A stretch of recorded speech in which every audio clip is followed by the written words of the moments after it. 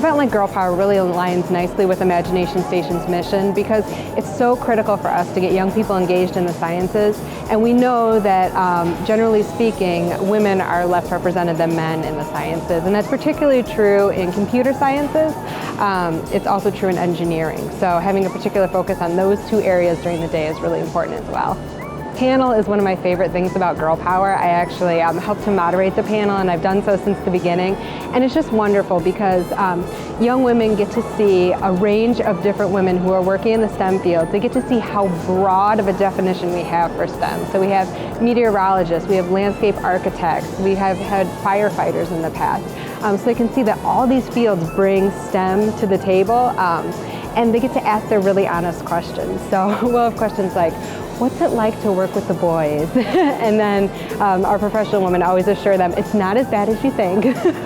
But they get to ask really honest questions about what does your day look like? And it allows for those women to help the young girls understand that we can move beyond stereotypes when we think about STEM.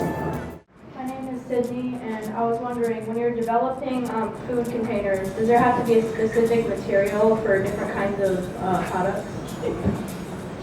So we always make everything out of glass. That's what we do. But we do have, we can do different colors. So everything's glass, but we do different colors. So if you have, say, like a cheese product, it will get really bad if you get it exposed to light. The cheese will actually turn bad. So we have to either put a coating on the glass or put it in a dark color to block the UV light in the glass, so that the light doesn't hit the food. And we can also do colors just for fun. Like, hey, this company wants to have red because the red glass will really stand out compared to all the other. The most common colors are flint, which is clear, green, and brown. And so if you have a red glass or you have a purple glass, it really stands out.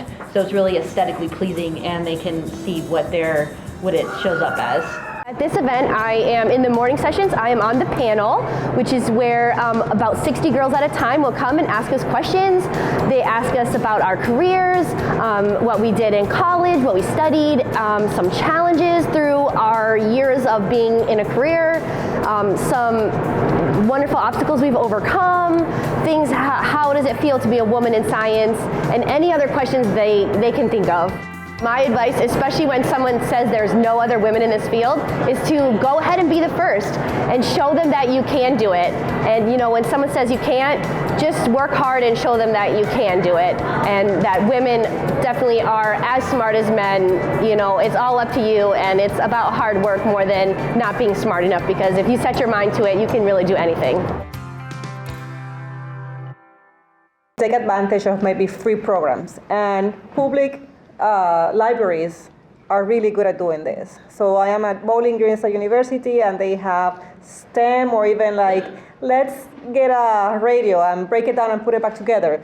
There are many opportunities, so ask your parents, what are the free activities in the city? And tell them that you want to go there and you want to break something or put it back together. So go for the free activities. Those are really good. As a parent, I love those too.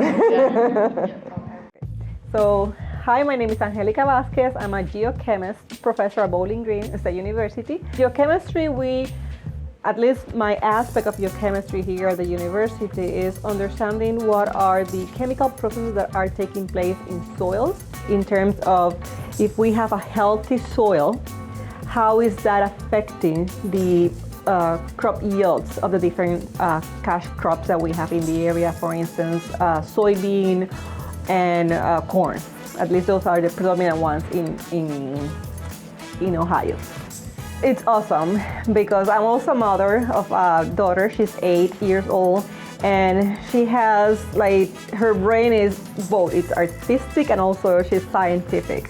And I really like to empower her and any young girl that we are smart and we can make a difference. So I always tell my daughter that whatever she wants to do, she can do it, and we're going to be supporting that. And I also want to have these young ladies that are coming to the Imagination Station for the Power Girl event to also be encouraged and to have the the capability, they need to know that they have the capability, the ability to engage in these disciplines that has more likely be more dominated by males, but also, we females can be successful and we can manage being mothers, being, maybe a wife, or, also we can have a professional life and we can be productive and be successful.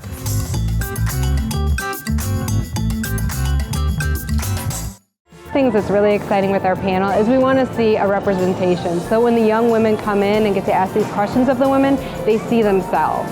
That's really critically important to us. So we see that not just in kind of the demographic makeup of our panel, but also in the careers that they're choosing.